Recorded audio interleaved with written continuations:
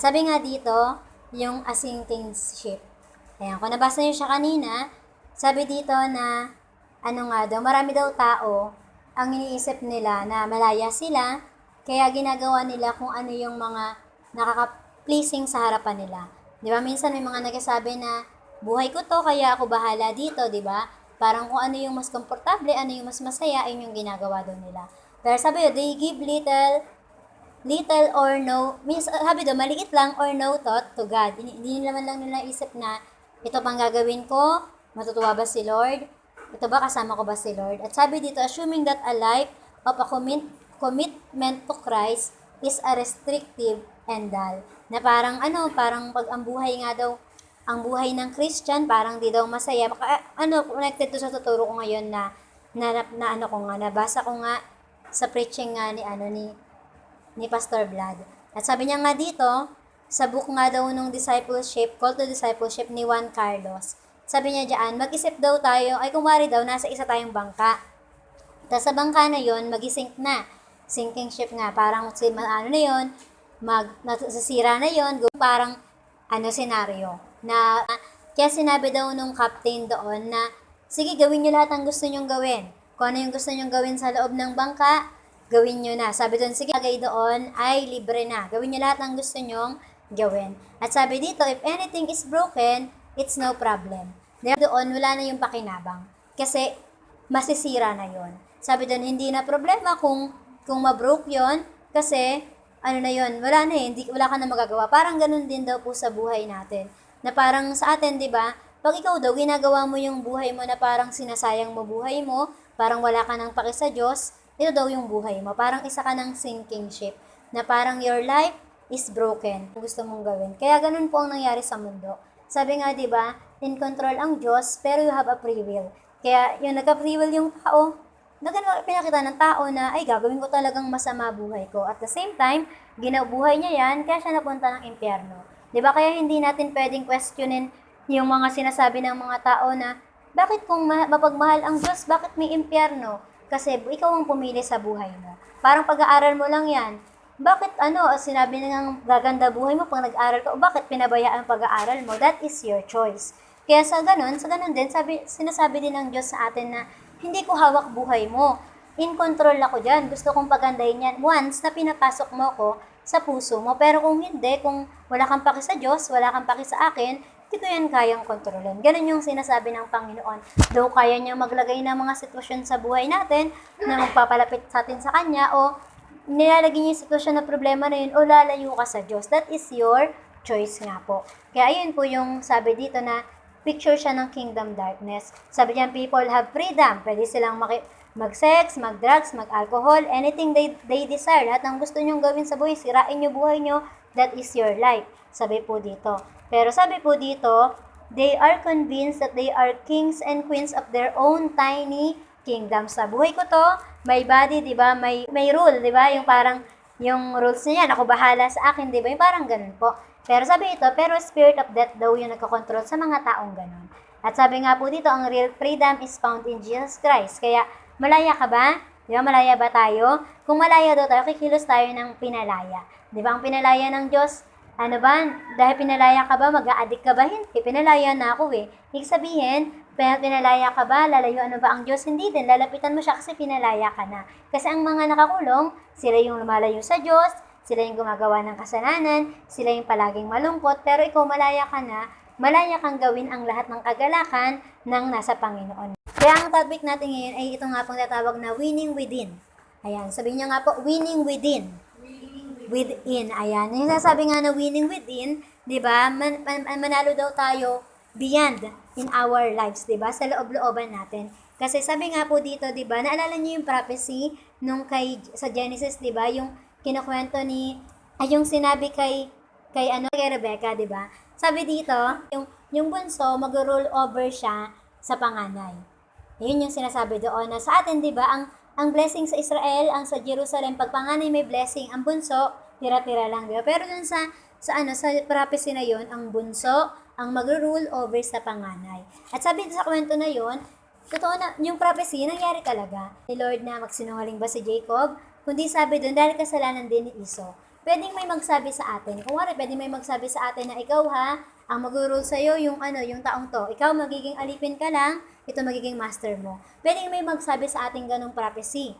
Pero tandaan nyo, pag pangit daw po ang prophecy, hindi daw talaga yun pangyayarihin sa'yo ng Panginoon. Pero ang nangyari sa kwento nito, bakit daw po naging si Iso yung bakit daw po naging si Jacob yung pinagpala? Kasi kasalanan din ni Iso. Si Jacob, oo, nagkaroon siya ng mali, ng kasalanan, pero sabi nga dito, may sasabi kasi ang Bible commentary na pinano talaga ni Lord na na talagang magkamali si Iso kasi nga si Jacob talaga ang talaga, parang ang blessing talaga kay Jacob, 'di ba? Tapos may mga tulad din yung kay Judah, 'di ba? Naalala niyo yung sasabi sa Bible commentary na si Judah talagang pinano talaga ng Diyos na talagang itakwil niya ang Diyos, 'di ba? Parang yung sasabi sa Bible na masabuti pang hindi na lang ipinanganak ang tao na to. 'Di ba nabasa niyo yun sa Acts yung ganung kwento? Pero sabi po dito, meron pala tayong minsan may mga ginagawa po tayo na parang hindi naman talaga yun yung plano ni Lord, pero dahil ginawa mo, nangyari tuloy na negative. Okay? Pero itong tuturo ko sa inyo, hindi tungkol sa bagay na yun. Kundi yung sinasabi dito na tayo daw, human na tayo. Ibig sabihin, sabi sa 5:17, di ba? If anyone is in Christ, kung nakikristo ka na, he is a new creation, the old has gone and the new has come.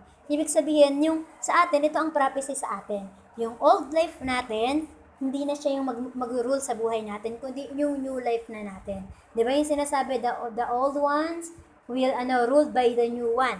O ganun yung kay di ba, ang panganay, papangunahan siya ng bunso. Pero sa atin, sa Kristiyanong pamumuhay, maganda to. Yung sinasabing, dahil human na tayo, di ba, yung new life natin kay Jesus must dominate than our old life. Na ibig sabihin, kung ikaw yung old life mo, makasalanan, old life mo, mahiyain, mamahina sa Diyos, di ba? Yung new life mo, malakas yun kay Lord. Yung new life mo, talagang mahal ang Diyos, di ba? Yung new life mo, maraming kayang gawin para sa Panginoon. Kaya being a Christian, you are a new creation na, di ba? At yan dapat ang manalo sa buhay natin. Pag kumwari nga daw po, dumating ka sa time na nagiging na naman ako, kumwari nagiging magagalitin na naman ako, ay, old life ko yon. Kaya dapat ang gagawin ko, hindi siya yung magdo-dominate. Ikaw, ako ay new creation na, the old has gone and the new has come. Si Jesus, di siya magagalitin, masayahin si Jesus, mahinahon, mapagpasensya, di ba? Ganun dapat yung nagiging buhay mo na. Kaya tuwing naiisip mo nga daw po yung bagay na, dati ginagawa ko to dati masaya ko tong ginagawa. Sabi doon, nakalimutan mo na yun kasi dati pa yun. Buhay mo yun noon at hindi na ikaw yun. You are no longer in that situation na. You are a new creation na. Kaya nga po yung tinatawag na born again.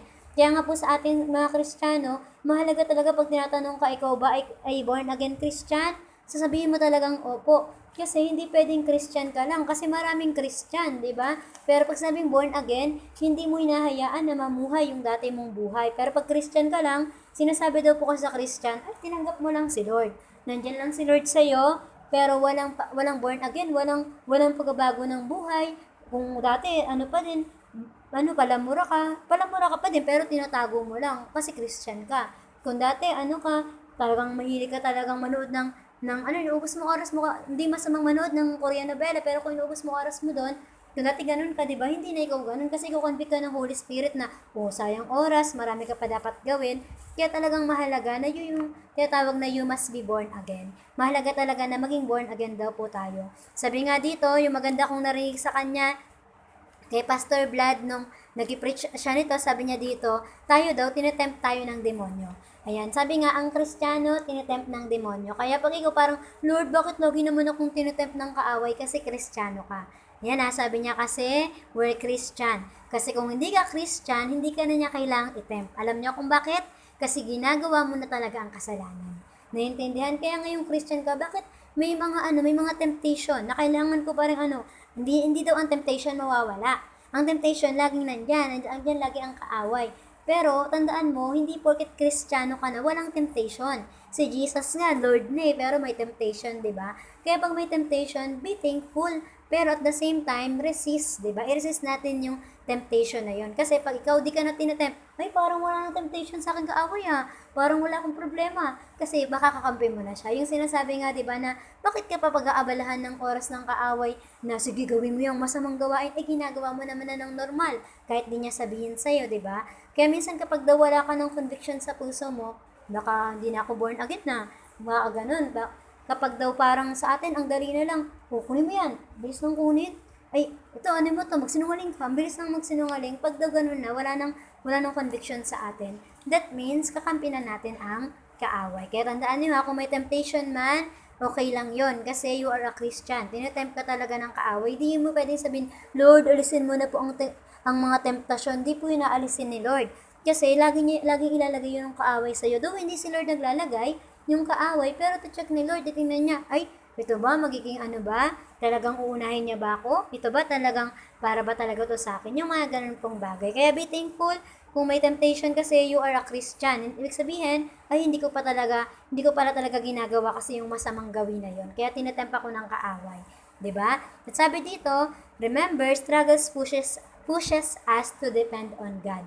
Dapat daw, 'di ba, ang struggle nag-push sa atin na magdepende kay Lord. Hindi yung struggle, ayun pa yung nagpalayo sa atin, kundi sabi doon, to depend on God, na kapag nag-struggle ka na, ang hirap talaga ng sitwasyon, kaya dumepende ka kay Lord. Hindi yung ang hirap na sitwasyon, alis na lang ako. Yung yung may manasabi niyo na ba yun sa Christian life niyo na, dati nung hindi ako Kristiyano, walang problema. Kumari, ako sabi ko yun nung bata pa ako nung kabataan ako, sabi ko, dati hindi naman ako Kristiyano, di ako pinapagitan ni mama at papa, kakampi ko nga lagi si mama, pinibigyan pa ako nitong pera. Pero naging Kristiyano ako, laging parang lahat sila kaaway ko, yung mga ganong bagay. Pero yun pala, ano pala yun? It is the struggles na kung saan nandoon para daw dumepende ako sa Diyos, na parang, ay, ano pala yun? Para makita kong hindi pala sila lahat lagi kong pwedeng dependehan. Kasi kapag pala nakitang, parang again sa amin ginagawa mo, dati nagiinuman tayo dati nagaganto tayo, nagkakating tayo, hindi ka na nagkakating. Doon mo na makikita na biglang ang dami mong kaaway, di ba? Parang ang daming alop sa'yo, hindi dahil panaaway ka, di ba? Iba naman yung alam mo talaga sa sarili mo, tinatarayan mo kasi sila, kaya kanila tinalayuan. Pero alam mo yun sa sarili mo na, di ko naman tayo na, bakit kaya siya galit sa akin, di ba? Yung mga ganun bagay, kahit nga nanay at tatay natin, si Dimple, pwede niya tanungin yun, nanay at tatay ko naman sila, ba't kaya nila ako pinapagbawalang magsimba, di ba? Pwedeng ganun dapat yung kampi ko sila, di ba? Pwedeng ganun, pero may mga ginagawa talaga yung kaaway na kahit tinuturo talaga na parang sinasabi doon na kahit magulang mo, nasabi talagang aanhin ka na huwag kang magsimba, para pakitang masama ba si Lord at mabuti ba yung magulang ko? Parang talagang pabalik rin ka ng kaaway sa mga ganung bagay. Pero tandaan mo, struggles pushes us to depend on God. Yung sasabi dito na winning within, meron daw po tayong 3 practical steps to overcome struggles. Ayan, to overcome struggles kasi hindi mo pwedeng pag-pray na, Lord, mawala po itong mga struggles. Ang kailangan pag-pray, Lord, help me to endure. Ma-endure ko itong mga struggles. Naintindihan? Hindi kasi pwede nating i-skip kasi pwede ka mag-skip talaga. Pwedeng kung tayo, pwedeng magsabi ka na, na pinapagitan ako sige, di na ako mag-isimba. Madaling, sabi nga po, madaling hindi sumunod. Pero mahirap daw po yung sundin, di ba? Kaya sa pagsunod natin, may mga struggles talaga. Sa pagsunod po natin, may mga aanuhan ka talaga, may step by step ka talagang gagawin for you to know na na ako nagiging matapang na ako nagiging malakas na ako nagiging matatag na ako kay Lord. Yun na parang, dati si Dimple, konting problema, ngaw agad yan, iyak-iyak. Pero ngayon, nung may problema, ayun din, napagdaanan ko na yan before. Kaya, lang yan, maliit na lang na bagay, di ba? Life affliction na lang, yun yung mga ganong bagay. Tapos hanggang dumating yung panahon na palaki ng palaki yung problema mo na parang, Lord, parang patas ng patas yung level Pero syempre, mas malaki pa rin ang Diyos. Tandaan natin merong leveling, pero mas malaki pa rin ang Diyos. May sabi po dito, victory over the flesh is not automatic, but manual. Ang halimbawa niya kasi dito, yung pagdadrive daw ng manual na car, na kotse, at saka automatic na kotse. Okay, sabi dito, victory over the flesh, ang victory over our flesh is not automatic. Ay, tinanggap ko si Jesus. Ayos na buhay, di ba? Sabi daw po, hindi ganon. Hindi yung araw na tinanggap ni Alona si Jesus. Bakit ganon? Sabi, pag tinanggap ko si Jesus, magiging mabuti na ako. Pero merong from glory to glory, di ba? Bakit ganon? Tinatempt pa rin akong, gusto ko talagang magalit. Naiinis talaga ako sa ganito Pero sabi po dito, hindi daw po yun automatic na, ay, Kristiyano to, di ba? Ay, matik, dapat mabait to. Di ba yung mga bansag nga po sa mga Christian ng mga tao, sinasabi nila, Christian yan, o bakit nakagalit? Kaya minsan, di ba, ang hirap magalit. Ito, totoo, tao, hindi lang naman po ako Christian, tao din po ako, ginalit mo po kaya ako. Di ba, parang mga ganong bagay yung kaya. Lahat daw po ng victory, hindi yun automatic. Okay? Ang victory over our flesh, hindi siya automatic. Ibig sabihin, meron kang kailangan i-push through. May kailangan kang gawin, di ba? Nung sabi, di ba, paano mo tanggapin si Jesus? Kaya nga, di ba, wala pong sinasabi dito na lahat, Kristiyano ha? Lahat, born again ha? Lahat, punta ang langit, di ba, hindi po ganun lahat? Oo, nagpapako si Jesus sa cross for all. Pero hindi sinasabi doon na lahat anak ng Diyos. Kasi meron kang gagawin. Automatic, nung nagpapako si Jesus sa cross, automatic, yung kasalanan mo pag tinanggap mo daw siya. Diba sabi sa Bible, pag tinanggap mo si Jesus as your Lord and Savior, dun mo malalaman yung bagay na ay langit ang punta ko, diba? At sabi nga, di lang tayo sa salvation, diba? May tinatawag pong sanctification. Diba? Yung talaga naman, lumalaki na tenga, ang dami napakinggan na chismis, pinapalit yan ni Lord. Lumalaki na mata, nakikita yung sagot ng classmate, nangangopya na, diba? Di tatanggalin din yun, diba? Yung mga ganong bagay na may sanctification, ayusin. Saka magkakaroon ng service. At minsan, sabay yun. Habang sinasanctify ka, nag-serve ka kay Lord. Kaya pwede po talaga. Sa atin, ginagawa natin yun dito sa church na habang kasi kung daw, totally sanctify, wala daw talagang matuwid. Wala daw talagang sanctify na, ay, ako lang karapat dapat dito tumayo mga makakasalanan kayo, hindi po ganun. Laging lahat tayo, pwedeng talaga magsabay yung sanctification, tsaka service. Si Pastor Vlad daw po, ang ginawa niya, meron siyang may kailangan siyang gamitin na malaki, na truck, kailangan niya ng truck. Wala daw siyang truck, ang meron lang siya, kotse lang. Yung automatic niyang kotse, diba? Meron siyang bitbite, marami siyang dala. Nadadalhin doon sa kabilang baryo. Kaya ang nangyari, yung papa niya, hiniram niya yung manual na truck ng tatay niya. Dati tinuruan siya ng papa niya noon, ng manual na truck. Talaga namang ang effort daw talagang dahan-dahan, talagang, may dami takarantan, tutulak sa ganito, bubuksan yung ganyan, dami daw. Dapat unlike daw sa manual, sa automatic na car, pagka-pindot, ganyan na agad, andar na, diba? Depende sa bilis o bagal daw, ganun lang. Pero doon, may dami-dami daw kailangan intindihin. At sabi niya, hanggang dumating nga daw yung panahon na, ayun nga, sabi niya, hiram ako ng manual na truck ng tatay. Dati, nahirapan ako mag-drive nun, Lord, tulungan mo po ako. Kaya ang ginawa niya, hiniram niya yun, diba? At din nga daw po, sa pag-drive niya, dinag-drive niya, dahan-dahan, di daw, unlike daw sa normal niyang ginagawa, kasi ang laki pa daw ng truck. Unlike sa normal niyang ginagawa sa kotse niya, kulang, andar lang dahan, hindi nag-drive na siya. Tapos daw yung diretsong daan, okay daw. Saya, maayos, normal. Tapos, nung pababa, okay din, maayos. Maya-maya, meron daw pataas. Sabi niya, Lord, ba't mo naman po ako dinala sa lugar na to, di ba? Nag-pray pa siyang, wala bang ibang way, pero wala talaga siyang makita At nag-pray siya, dahan-dahan, pataas. Sabay biglang, pinag-pray niya na, Lord, wala po ako makasabay na tao. Kasi baka mabunggo ko siya. Ganun talaga yung prayer niya. At pagkasabi niya nun, merong sumunod sa kanya. May kotse dun sa likod. Sabi niya, ay, ano ba naman talaga yan, Lord? At naman ganyan. Di ba, todo pa siyang, bakit naman po ganyan. Na talagang todo-dahan. Kasi sabi niya, once na magkamali lang siya sa pag-drive nito, once na naging impatient siya, nagkamadali siya, pwedeng pag-push through niya daw nun, pwedeng yung umatras yung sasakyan. Kasi may mga ganun talaga sa manual daw na sasakyan, na parang kakamadali mo, kusang gagawin na pataas kasi yun kaya talagang dahan-dahan siya na ganun, hanggang manavigate niya, malipat niya sa kabila, yung truck, hanggang yung sumusunod sa kanya pala, nakasakyan, malipat niya, tapos makapag-drive siya sa kabilang side ng maayos. Kaya ganun yung ginawa niya. Kaya thank you siya kay Lord after nun. At sabi niya, meron siya natutunan sa bagay na yan. Sabi niya, ang natutunan niya dito, Christians wanted automatically. Ayan, kahit daw siya gusto niya automatic, gusto niya matic, dapat kaya nga daw ang buhay natin ngayon, di ba? Ang buhay ng mga tao ngayon, instant na, di ba? Instant noodles, instant coffee, di ba? Instant lahat, yung fast food, di ba? Kaya kapag 15 minutes o 30 minutes nag-serve, ay, ang tagal naman ng serving dito. Kung sabi matagal na naburo, di ba? Yung pinakamasarap na na pagkain daw, ganun. Parang, basta may mga ganun silang sinasabi.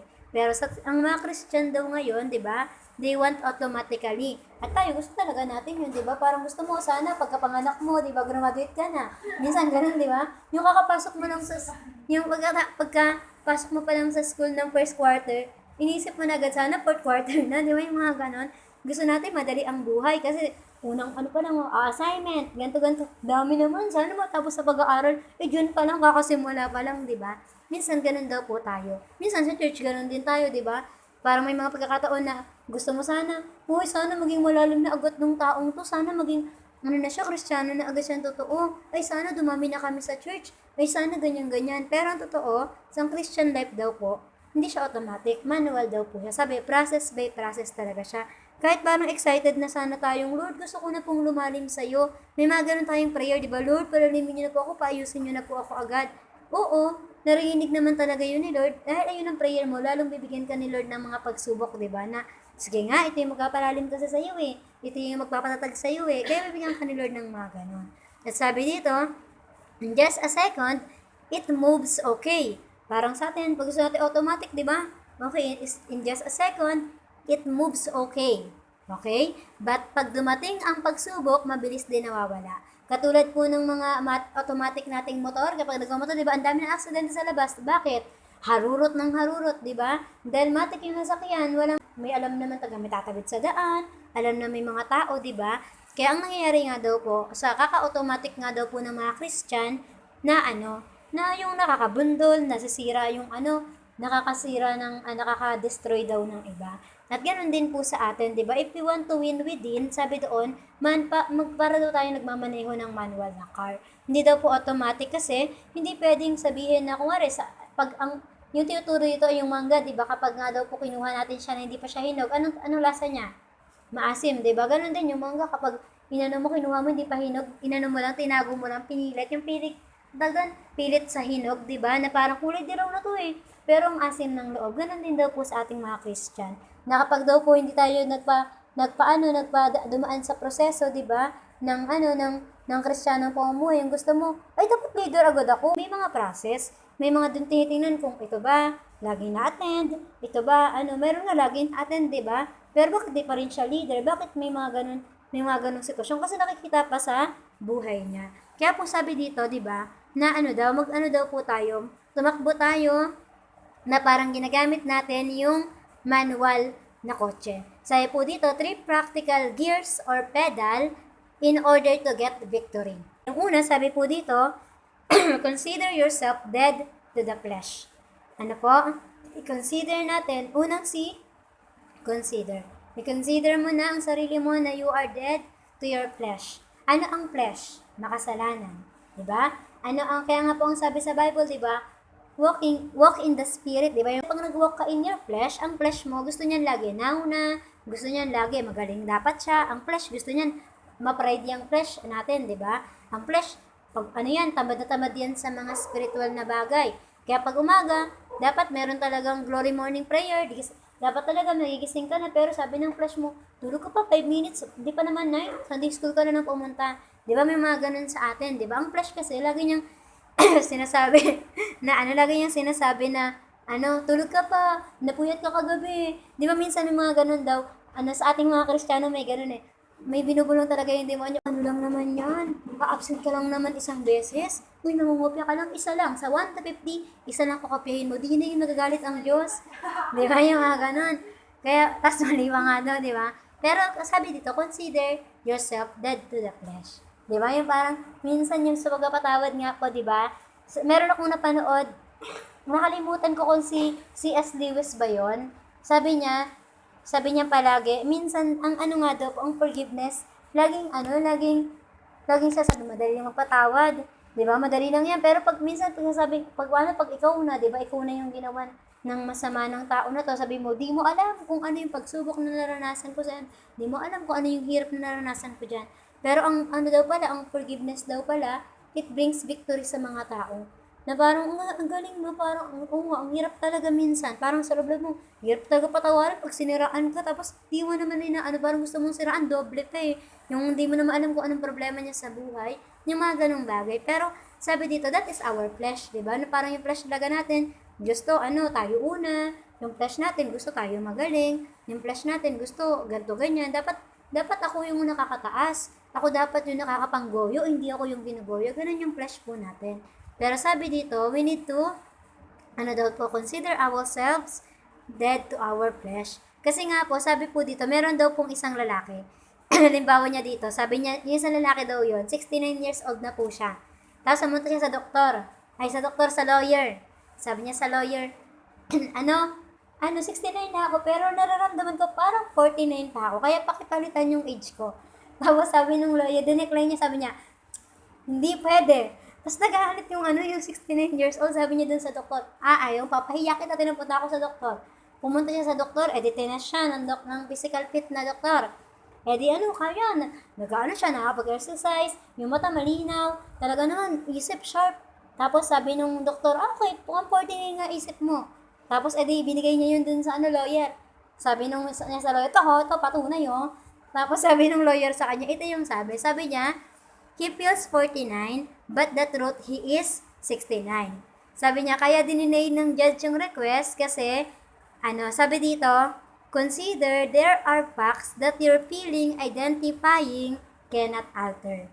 Okay? Ang sabi niya diyan, ang pakiramdam mo, hindi yun yung magasabi kung ano ka talaga. Ang katotohanan na ito, parang katulad nga daw po, diba, sa mga, yung identity crisis, yung sinasabi na, bata pa lang po kasi ako, napipil ko po, magdadress po ako pang babae. Tapos, gusto po magtali. At saka, yung puso ko po talaga, pusang mamon po talaga. Napakainin ko po talaga. Diba? Yung mga ganong mga bading na naririnig natin, sinasabi po nila yon. Pero sabi diyan, that is your feeling. Pero yung facts cannot alter what you feel.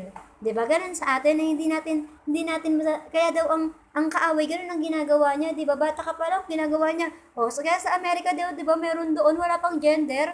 Yung mga bata kasi pagdating daw ng meron na sila sa edad na sila, na 6, 7, 8, 9, 10 na sila. Pili ka. Ano ka diyan, babae, lalaki, bisexual, asexual, ganyan, 'di ba? Daming choices, parang pinahirapan pa yung bata. Sabi kung meron kang sex organ ng pang lalaki ka. Kung meron kang babae yung sex organ, babae ka, di ba? Yung sa Bible, sabi, babae at lalaki lang. Adan at Eva lang ang ginawa. Kailangan mo i-consider yung flesh mo kasi ang katotohanan, ikaw ay makasalanan. Okay po, ang katotohanan, ikaw ay makasalanan. Saan? Sa flesh. Kaya dapat, dun ka magmamuhay in the spirit. Kaya nga po sabi niya dito, yung yung parang practical gears doon na dapat ibuksan ay yung clutch. Yung clutch daw po, ayun po yung pag kinilik mo yun, yung clutch na yun, gano'n mo yun, that means start. Okay, start po yun. Kaya sa atin, consider natin yung self natin na dahil nasa flesh kasi nag-i-start ka ng mabuhay in the spirit. Naintindihan po? Sabi po sige, buksan po natin yung mga Bible natin sa Romans 6:11. Ayan, sabi niya, likewise, reckon ye also yourselves to be dead indeed unto sin. Isipin na po natin na patay na tayo sa kasalanan, but alive unto God, pero buhay kay Kristo, sa Diyos, through Jesus Christ our Lord. Ano daw po? Patay sa ating kasalanan, pero buhay sa Panginoon, mula kanino? Kay Jesus. Kaya nga po, di ba, may mga struggles daw po tayo, pero hindi daw pwedeng, sa feelings tayo bumase. Di ba po? Kaya nga yung sasabi ni Pastor lagi, yung weather, at saka yung sinasabi sa atin na we are not living by our feelings, di ba, na feeling ko gusto ko nito, ay feeling ko crush ko siya, di ba, yung mga feelings na yon, feelings lang po yun. That's why nga ang love, di ba, hindi siya feelings, it is an action word, it is a choice, di ba? Kaya kung feeling mo, feeling ko ba, hindi nito deserve na patawarin, feeling mo lang yan. Pero ang turo ni Lord, patawarin mo siya, di ba? Feeling ko, nakakatamad ngayon, feeling mo lang yan. Pero ang sabi ni Lord, unahin mo siya. Yung mga ganun pong bagay. Kaya sabi dito, huwag ka mag-start sa battle, sa victory. Sabi niya dito, huwag ka daw mag-start sa battle. Sabi doon, mag-start ka sa victory. Naintindihan? Pag alam mong victorious ka na, syempre, mag-start ka na mag-live into victorious life. Diba? Parang yung magpapadaya daw po tayo sa self natin, yung flesh natin. Yung flesh natin talaga ganun. Ganun gagawin sa atin, aalipinin daw tayo. Parang ganun yung gustong gawin sa atin ng kaaway. Pero, ang gustong gawin sa atin ng Diyos, maging masagana buhay mo, maging maayos, diba? Parang lagi ka mag-start sa victory. Na parang, okay, i-open ko yung clutch ko ngayon, hindi na yung flesh ko yung mamumuhay sa akin, kasi gagawin lang akong alipin nito, kundi ang gagawin ko, mamuhay ako into victorious. Kung victorious pala ang buhay mo kay Lord, talagang mamuhay ka into victory. Diba? Na parang, itong kasalanan na yan, di yan ginagawa ng victorious na tao, papalungkutin lang ako yan, kaya di ko yan gagawin. Yung mga ganun po. At sabi dito, nang sa gawin, mag-manifest yun. Ang sabi niya nga dito, have an agreement of what the God says about you, not on the discouragement. Kung anong sinabi ng Diyos, ang gawin mo. Kaya sabi dito, by birth, you're identified by Adam, but by baptism, you're identified by Christ. Naintindihan? By birth, you're identified by Adam, kasi makasalanan ka talaga by birth. Pero nung naging born again Christian ka na, you're identified by Christ. If you're battling with cravings, sabi niya dito, struggles or by Satan, kung may mga nagbabattle sa atin ng mga ganon, remember you are not identified by that. Okay, ano ba yun? Di tayo na-identify ng mga cravings, ng struggles natin, ng kaaway, kundi sabi diyan, but we are identified by Jesus. You are stored for victory. Ikaw ay namuhay para sa victory, di ba? Hindi ka namuhay na wala lang. Kung sila, yung mga kapamilya mo, o kung nakita mo sa paligid, sinisira nila buhay nila, hindi ka para diyan. Sabi diyan, you are dead by flesh and sin cannot be dominate in your life. Kaya nga po sabi dito, it is so freeing because you're not about by what you are doing, but what you are believing. Oo, naging buhay ako ng ganito noon, pero hindi na ako yun. Naintindihan po, hindi porket bago ka na kay Lord, wala na ang flesh. Nandyan pa rin yan. Pero you're standing to push through the clutch, nag-start ka pa din, which opening the Holy Spirit to help you. Pag sinabi niya ditong open the gear, ino-open mo na kasi yung Holy Spirit. Ini-start mo ng Holy Spirit, activate. Di ba yung mga ganun, ikaw mag-activate sa akin, Holy Spirit, ikaw muna sa akin. Kaya pag nakukonvict ka, Holy Spirit yon. Wag mong i-quench yung Holy Spirit. Kaya sinabi ni Holy Spirit, ayaw niya yan, huwag mong gawin ang mga ayaw ng Diyos. Sabi po dito, hindi porket you press the clutch, ito sabi niya rin dito hindi porket press on mo naman yung clutch pedal, it doesn't mean your role is to drive. Tandaan na, hindi alam niyo po ba, ang pagtaas ng clutch, hindi daw po yan pagdadrive. That means start pa lang yon. Wala pa yung driving doon. Wala pa yung pagpapaandar ng sakyan. Kaya ibig sabihin, nung inano mo na si Holy Spirit, pina-enter mo sa Holy Spirit sa'yo, hindi na ikaw yung mamumove doon. At hindi agad. Sabi doon, hindi ikaw yung mag-start ng buhay na yun, kundi si Holy Spirit yun. Antayin mo pa kung ano pa yung pangalawa. Sabi dito, ito ay symbol na you want to move, pero di pa yun yung pagdadrive or pag-move sa car. Starting pa lang po yun. Ganun din po sa buhay natin. If you want to winning within, di ba, in yourselves, i-start mo na yung Holy Spirit mo na sa buhay mo. Pangalawa, kaya die to self. Pangalawa, crucify the cravings. Pag sabing crucify, patayin, pakuin, di ba? Ang dapat pakuin. Lahat ng mga tuwing namumuhay ang flesh, di ba, patayin, i-crucify yan. Pag gusto ng flesh na tamaring magbasang Bible, i-crucify, basang Bible. Pag gusto ng flesh na matulog muna, tulog, di ba, i-crucify, gising para kay Lord, di ba? Sabi dito, that means ito naman yung brake pedal, yung crucify the cravings. Pag sabi kasing brake the pedal, or yung pag ginalaw mo yung brake pedal na yon, ito po yung tatawag na stop. Sabi po dito, hindi masaya ang buhay Kristiyano kung walang mga don't. Ganon din daw po sa pag-drive. Hindi ka makakapag-drive ng maayos kung walang mga don't. Do not U-turn. Do not yung line, di ba? Matamaan. Do not dapat gagamitin mo yung brake para kung may dadaan, makasagasa, di ba? Kasi sabi po dito, terrible ang buhay na walang do not sa buhay. Alam niyo kung bakit? Sabi ito, sa Galatians 5:24 pala, sabi diyan, destroy the flesh power, not its presence and its influence. Ano daw pang i-destroy mo? Yung power ng flesh. Pero hindi yung presence at influence, kasi ang flesh mo, itong katawan na to, ito ang gagamitin mo para mag-share ng word of God Hindi pwede patayin mo, matay ka na, di ba? Hindi ganun. Mamuhay na yung flesh. Sino gagamitin ni Lord para mag-share? Di ba? Destroy lang daw po yung yung kapangyarihan ng flesh sa buhay natin. Pero hindi yung influence tsaka presence. Kasi kailangan mo ng katawan. Hindi ka pwedeng mag-share ng kaluluwa ka lang. Uy, tanggap ka kay Lord kasi di ka nila papansin dahil di ka nila nakikita, di ba? Kaya sabi po dito, crucify the flesh. Sabi dito, kailangan mo i-use yung brake so you will not end up with the hospital. Alam niyo kung bakit? Kasi we use the brake to stop. Kasi kung hindi ka nag-stop, Kung ragas ang bukang pag-aandar mo ng kotse, di ba? Aba naman talaga, lahat ng tinamaan mo. Sa end times, ganoon ang mangyayari sa ano po, sa pagdating ng Panginoon, sa tribulation. Na lahat na nagdadrive, tuloy-tuloy yan, hanggang masagasaan kahit sino, di ba?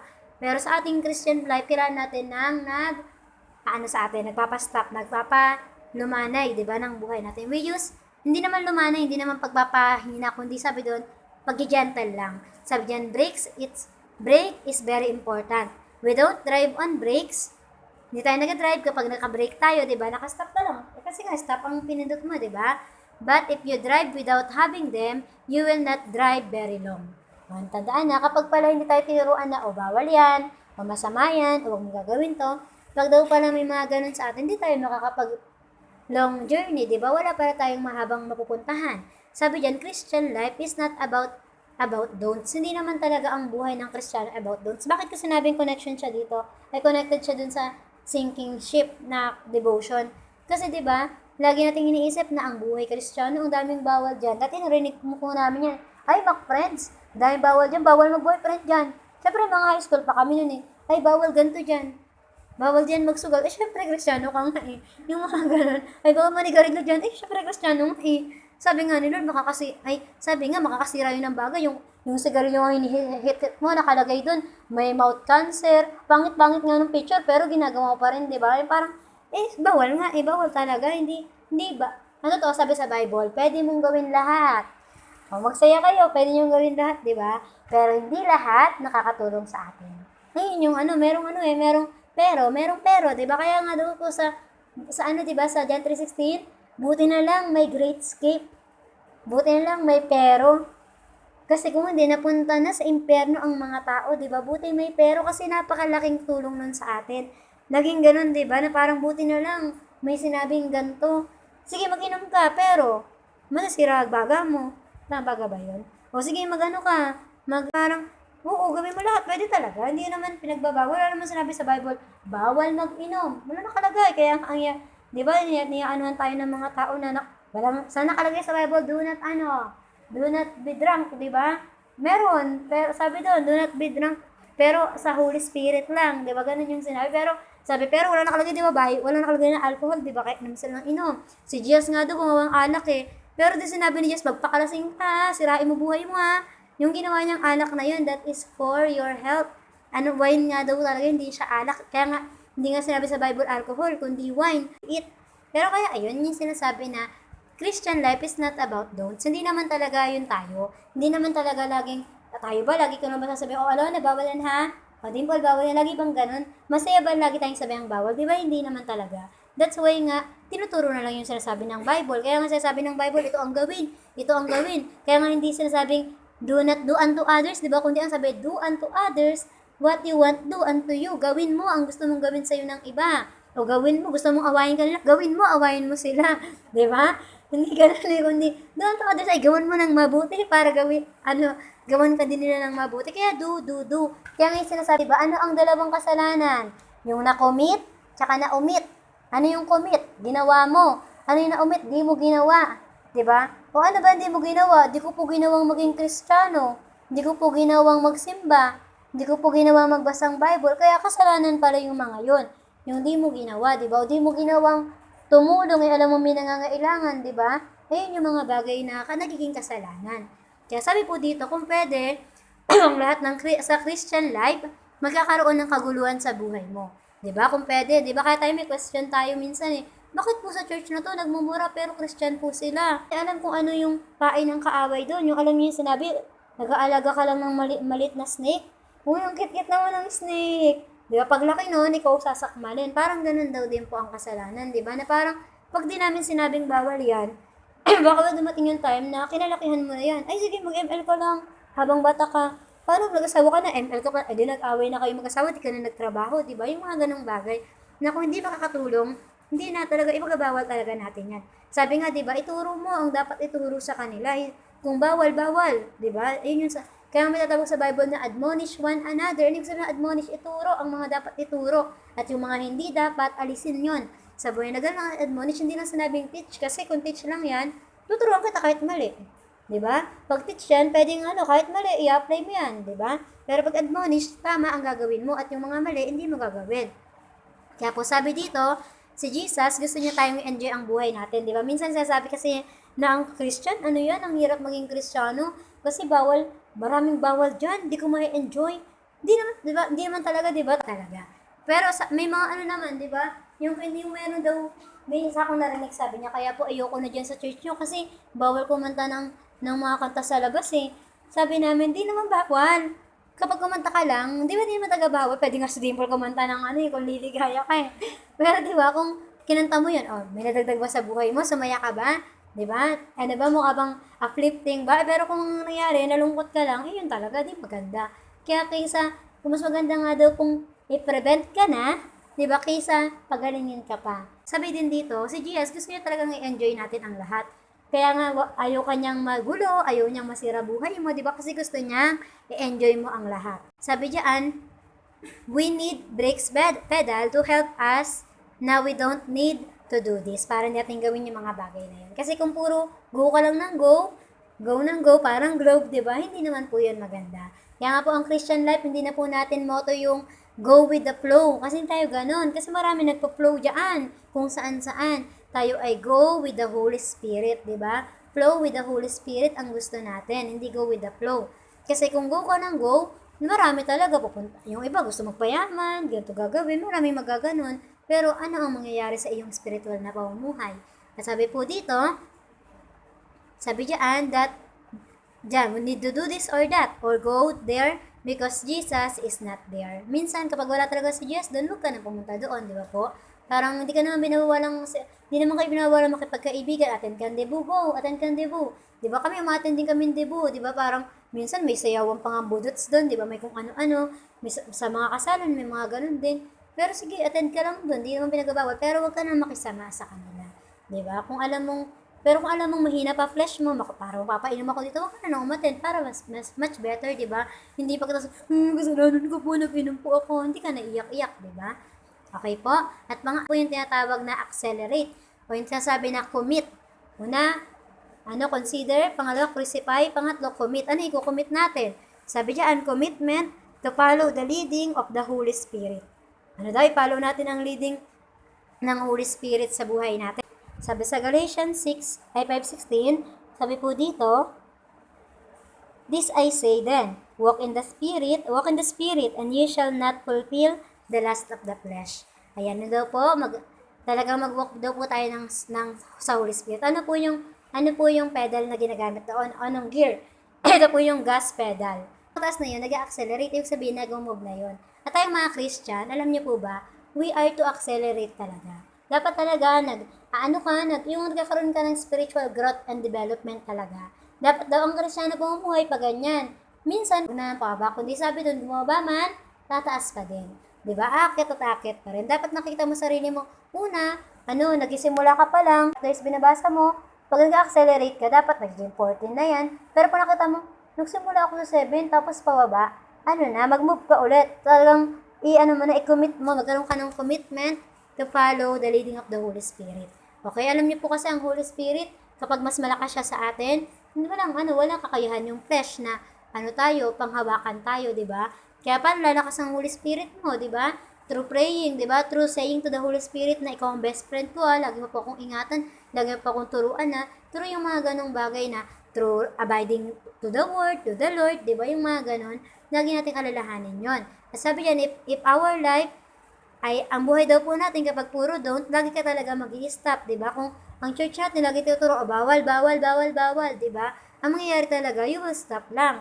Pero sabi dito, hindi naman pwede yun. Pwede kang maging safe kasi di naman naandar yung sakyan kapag nag-stop, di ba? Pero hindi lang sinabi dito na ang Christian life, stagnant ka lang. Hindi yung once save, always save. Hindi po ganun ang Christian life na, naligtas na ako, siniraran po ako dito ng isang pastor po, ganyan. Pero di na po ako nag-serve sa kanya, di na po ako nagtuloy-tuloy, di po ganun. Kasi ang Christian life, we need to accelerate talaga. For us to be able to go, we need to commune with the Holy Spirit. Kaya talaga natin kakausapin ng Holy Spirit, ha? Katulad ni Catherine Kuhlman, ang mga ang mga sekreto nila DVD Hernandez, nila Benny Hinn, Holy Spirit, di ba? Holy Spirit. Yan, lagi yung tandaan yan, na ang Holy Spirit ang sekreto. Maraming Kristiyano, pero walang Holy Spirit, di ba? Hindi, sabi nga, di ba, ang Holy Spirit daw po, ina-activate yan. Okay? Ang Holy Spirit, kaya nga sabi, meron tayong dalawang baptism. Baptism in the water, which is tinanggap mo si Jesus, pero may baptism in the fire, which is yung Holy Spirit ang in-accept mo. Diba? Ibig sabihin noon, doon mo makikita, merong power sa Holy Spirit. Merong difference sa Holy Spirit. Tandaan niyo po hindi ka lang pwedeng maging Christian kung hindi ka nagtatangs, wala ang Holy Spirit sa'yo, di ba? Hindi ko kasi pwedeng sabihin sa'yo na pwede andyan ang Holy Spirit sa'yo pero di ka nagtatangs. Hindi pwede kasing mangyari yun eh. Kasi ang Holy Spirit, mag-activate yon to the point, ay kukonvict ka niya, mag-activate yun at the point na sisikapin mo talagang maging masipag mabasa ang Bible, mag-pray talagang, ayun yung nagagawa po ng Holy Spirit. Kaya ano daw po ang marka ng isang Kristiyano? Hindi yung yung nakalagay sa birth certificate mo, born again Christian, hindi ganun eh. Hindi ganun ang marka ng Kristiyano, kundi yung Holy Spirit. Yung sabi, kahit di pa makita sa birth certificate mo na Kristiyano ka, kahit di makita sa post dimple na nagsisimba pala siya, di ba? Hindi ba nakikita ang lahat ng yun? Nakikita na sa buhay niya. That means meron kang Holy Spirit. Di ba na parang, kakaiba to. Hindi dahil nagtatanks ka doon, di ba? O nag-praise din po sa maraming tao. Kasi may Holy Spirit ako, mag-pray ako sa maraming tao. Papakita kong Christian ako. Hindi ko ganun. Kundi yung Holy Spirit, di ba? Merong fruits of the Holy Spirit. Yung siyam na yon, kung meron ka nun, di bigyan mo ako. Hindi, joke lang. Pag meron ka nun, di ba? Di mapalad tayo. Kasi talaga naman, natagalan tayo ng fruit salad, di ba? Yung love, joy, peace, patience, kindness, goodness, gentleness, faithfulness, and self-control. Lahat niyan, di ba? O yung faithful naman yan. Kahit ang konti lang namin sa andyan pa din yan. Ay, ang naman yan, ang may self-control yan. Kahit inaasar na siya ng bata, gusto niyong ihagis, pero hindi niyo ginawa. Di ba? Yung mga ganung bagay. Sabi kasi dito, di rin sinasabi na ginawa na ni Jesus lahat. Sabi diyan, wala na akong gagawin. Hindi daw, pag sinabing, ay si Jesus na kasi yung gawawa ng lahat, wala na siguro akong gagawin. Meron. Di ba? Meron kang gagawin. Kasi you are, ililit ka ng Holy Spirit. Sabi diyan, dapat ba, dahil ginawa ni Jesus, di ka na magpipray? Di ka na ba mag-fasting? Kasi ginawa sa Bible, nag-fasting na si Jesus, di ko na yung gagawin. Hindi daw. Lalapit ka kay Lord, sabi diyan, kundi, sabi dito, we need to have a relationship with the Holy Spirit. Ayun nga po yung mga mas lalo mag-ignite sa atin na magiging on fire tayong Christian. Alam niyo kung paano? Pag lagi kang nagpipray, talaga namang wala nakatingin, meron, nagpipray ka. Nag-fasting ka, wala nakakaalam, o meron, ginagawa mo yun, nagbabasa kang Bible. Diba? Yung mga yun, lalong mag-activate po yung Holy Spirit sa atin. Sabi dito, push the gas pedal. Kasi hindi pwedeng sabihin mo lang, sinimulan mo lang, kinusify mo na yung flesh, kinusify, die to self, hindi po ganun. Kailangan meron ka talagang gas pedal, kailangan mag-move. Paano mag-move? Paano daw po aandar ang isang sakyan? You add fuel, di ba? Ganun din sa Kristiyano pamumuhay natin. Paano po ako lalalim? Mag-abide po ako kay Lord, di ba? Hindi yung, Lord sunod ako sa iyo. Pero wala ka ginagawa, hindi po ganun. Di ba? Ang daming pwedeng ipagawa sa atin ng Panginoon. Sabi nito, the question is, how deep you want to go with the Holy Spirit? Ikaw ba, deeper ka ba? Di ba? Na hindi lang gantong devotion babasahin ko, gusto ko lumalim, basahin ko yung mga commentary, di lang Bible, basahin ko din yung mga commentary, o kaya yung mga book ng nagpalalim kila Perry Stone. Basahin ko din yung mga PDF na yun, di ba, kung makakatulong yun sa Christian life ko, di ba? Yung mga eat the meat, through, hindi ka lang knowledgeable, kundi na-acknowledge din na may Holy Spirit sa buhay mo. Sabi ito, the real power is with the yielding of the Holy Spirit. Paano ka nag-yield? Paano ka nagpapalalim kay Lord? Sabi sa Bible, walk in the Holy Spirit. Hindi porket may Holy Spirit ka, panalo ka na. You need to walk in the Holy Spirit. Kaya na sabi ko sa inyo, di ba, start? Yung start na yon, si Holy Spirit, pinapasok mo na, Holy Spirit, diyan ka na po. Pero, si Holy Spirit din na nagsasabi sa iyo na mag-stop. Pero si Holy Spirit din nagsasabi sa iyo mag-push through. Kaya ang Kristiyano daw po na parang pabagal, ang Kristiyano pamumuhay, hindi niya pa daw po ginagamit yung walking in the Spirit or yung gas pedal niya. Kasi ang totoo, gusto ni Lord tayo, move forward, you are pressing to your goal, di ba? At sabi po dito, ayan, hindi daw po porket may paa ka, ang tao nakakalakad na siya. Tandaan ha, hindi porket may mata siya, nakakita na siya. Pwedeng may paa, pero pwedeng mahina yun, hindi nakakalakad. Ganun din po sa Kristiyano pamumuhay. Hindi porket Christian, ay binanggit na born again Christian to, siguro kasing lalim ko din to. Tatanungin mo, nagbabasa kang Bible? ay, ano yun? Di ba? Minsan may mga ganun sa'yo magtatanong. Pero born again Christian siya, di ba? May mga ganun po tayo eh. Parang ganun din po na sa atin, hindi lahat ng tao na masabi mo, ay, Kristiyano naman tong sinasamahan ko. Pero nagiinom siya, siguro pwede rin yun sa amin. Hindi yun ganun. Kasi kailangan you walk in the spirit, di ba po? Kaya wag tayong papadaya. Sabi rin po dito, kaya ang spirit, meron siyang love, meron siyang kindness, meron siya talagang, ay, dahil mababaw pala tong kasama kong born again Christian, sharean ko to. Ganun yung gagawin mo, di ba? Para kayong lumalim, di ba? At sabi dito, dig deeper in the Holy Spirit. At sabi diyan, malakas si Jesus, pero kamusta yung relationship natin kay Lord? Malakas si Lord, totoo po yun. Pero ang magpapalakas din sa atin, kapag pinapalakas natin ang sarili natin kay Lord. Kaya sabi dito, be strong Christian, di ba?